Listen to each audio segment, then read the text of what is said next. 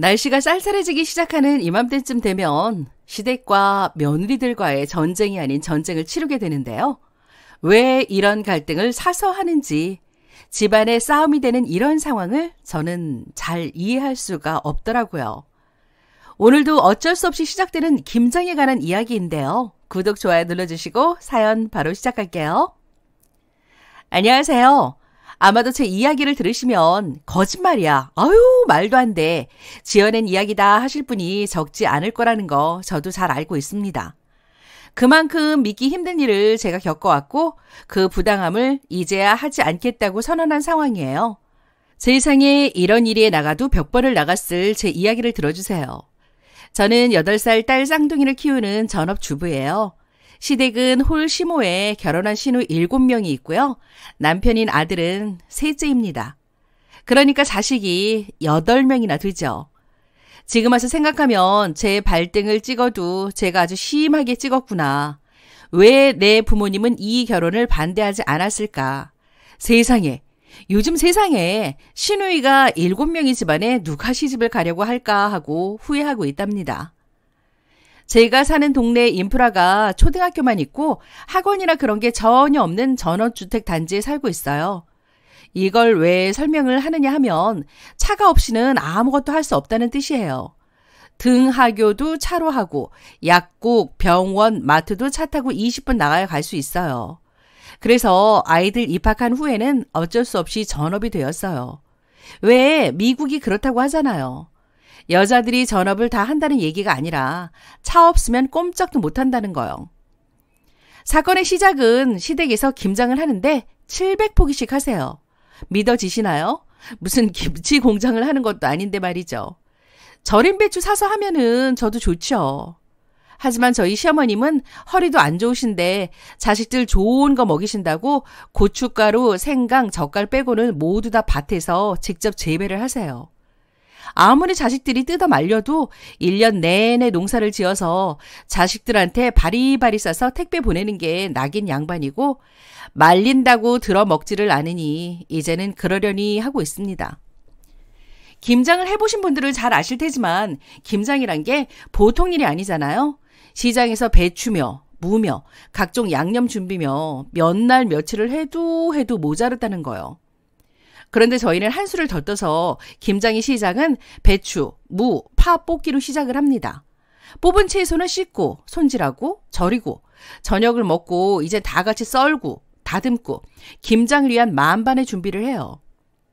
아시겠지만 추운 날 수도가에서 배추를 씻고 뒤집고 얼마나 힘든지 다 아시죠? 그나마 신우들이 다 같이 합니다. 저희 남편도 하죠.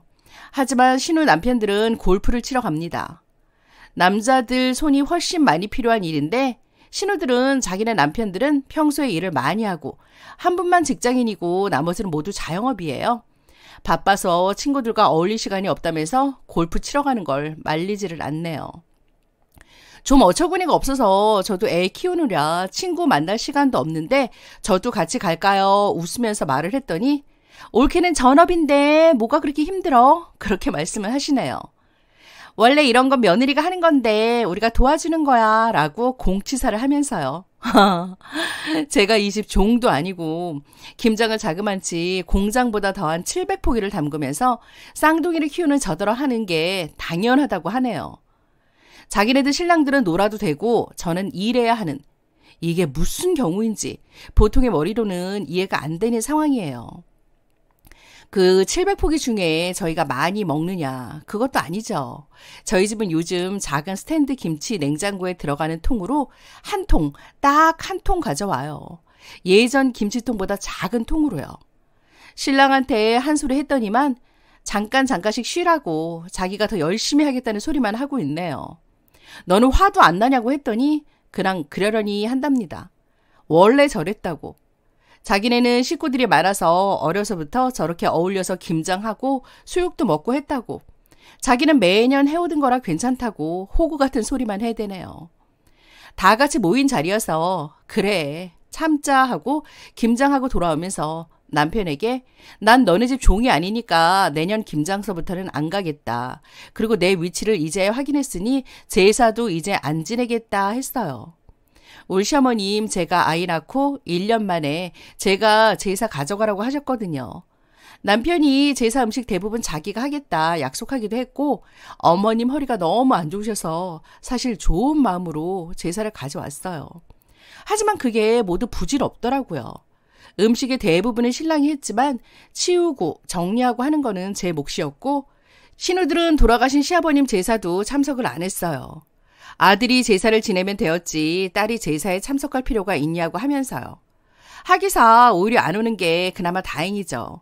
줄줄이 부부 동반으로 오기라도 한다면 와서 음식하는 것도 도와주지 않을 텐데 그 많은 인원 밥해 먹이는 것도 일이 엄청 많을 거거든요. 어찌 되었든 그냥 제가 바보였어요. 이번에 김장을 하고 나니 도저히 더는 못하겠어서 시댁 단톡방에 저는 신랑이 좋아서 결혼하고 새로운 가정을 이룬 거지 이 집의 종이 되려고 결혼한 게 아닙니다. 제가 참여한 마지막 김장 모두 잘 드시고 다음에는 저를 뺀 땡땡씨 성을 가진 분들끼리 잘해서 맛있게 드세요. 저희 집에는 김치에서 들려 보내실 필요 없습니다. 저희 부모님이 귀하게 키워주셨는데 여기서 종노릇을 할 수가 없어 단톡방 탈퇴와 형님들 연락을 차단하겠습니다. 이렇게 투척을 하고 잔소리 메시지를 받기도 전에 모든 연락처를 차단했어요. 사실은 떨려서 얼른 차단했습니다. 남편에겐 난 사람 대우 받길 원한다. 내 처사가 부당하다면 말하라고 했는데 미안하다고만 하네요. 추가적으로 부모 자식과는 천륜이니까 왕래하는 건 뭐라 하지 않겠다. 나에게 시댁 얘기를 전하지 말라고 당부를 했어요. 엄청난 잔소리를 신랑한테 투척하겠죠? 안 봐도 그림이 딱 그려지긴 하네요. 아이들은 시어머니께서 그닥 관심이 없으세요. 딸이라서요. 외동 아들인데 딸만 낳았다고 그래서 손주 보여주고 안 보여주고는 의미가 없네요. 그동안 왜 몰랐냐고 하신다면 사실 아예 몰랐다고 하긴 그렇네요. 그래도 뭐 이 정도는 내가 감내하지 하고 참던 넘기던 그런 부분이 있었는데 올해 김장에 쌓여있던 것들이 터진 것 같습니다. 신랑은 글쎄요. 가정적이긴 한데 가족들과 저희 갈등을 어찌 참아낼지는 지켜볼 예정입니다. 그냥 저를 알아서 차단해 준다면 이유는 하지 않겠죠. 밤 9시쯤에 단톡방에 글을 투척했고 차단하고 두근거리는 심장이 진정되지가 않아서 이 늦은 시간에 글을 써봅니다. 쫄보 심장이 언제쯤 정상으로 돌아올지. 그래도 하고 싶은 말을 쬐끔은 해서 시원한 마음이 있긴 하네요. 추가합니다. 김치 700포기에 주작이란 분이 많으시네요. 저 결혼하자마자 임신하고 임산 중기에 유산을 해서 첫 해 패스했고요. 두 번째 해에 가을 임신으로 패스, 세 번째 해에 아이 낳고 패스, 네 번째에 수술로 패스, 이렇게까지 써야 하나요? 그 후엔 참석은 했지만 토요일에 근무하고 일요일에 버무리고 정리하는 것만 했어요. 제가 배추와 물을 뽑지는 않았던 거죠. 제가 이 사전 작업을 시작한 건 일을 그만둔 올해부터였어서 현타가 왔죠. 그리고 마늘이나 고춧가루 등 양념 재료는 어머님이 미리미리 다 준비해 놓으세요. 그리고 배추 700포기를 오해하시는 부분 중에 저희가 마트나 인터넷에서 사는 포기보다 많이 작아요. 평생 농사를 지으셨다고는 하셨지만 제가 볼 때는 한 포기가 시중 배추보다 크면 3분의 2 정도 크기예요. 공장에서의 700포기와 비교한다면 숫자에서는 같을지 모르나 양으로는 작은 수준이겠죠. 저도 정확한 배추의 수량을 세어보진 않았지만 어머님은 심으실 때 올해도 700포기 심었다 하셔서 700포기 정도 되겠구나 합니다. 그리고 농사가 별로다 싶으면 마을 주민들한테서 좀 더 사오시기도 하세요. 저희 집만 작게 가져갈 뿐 신혼의 집은 진짜 많이 가져가요. 어머니네 김치가 맛있어서 신혼의 시댁에도 드린다고 하더라고요. 특히 신우 한 명은 식당을 해서 그런가 더 많이 가져가긴 합니다. 그리고 어머님이 마을에서 혼자 사시는 분들도 나눠주고 마을 회관에도 가져다 놓으시고 시골이라 젊으신 분이 50대 정도 되는 것 같아요. 제가 본 주민들에 한해서요. 여기저기 김치로 선물도 하세요. 추가 설명이 기네요.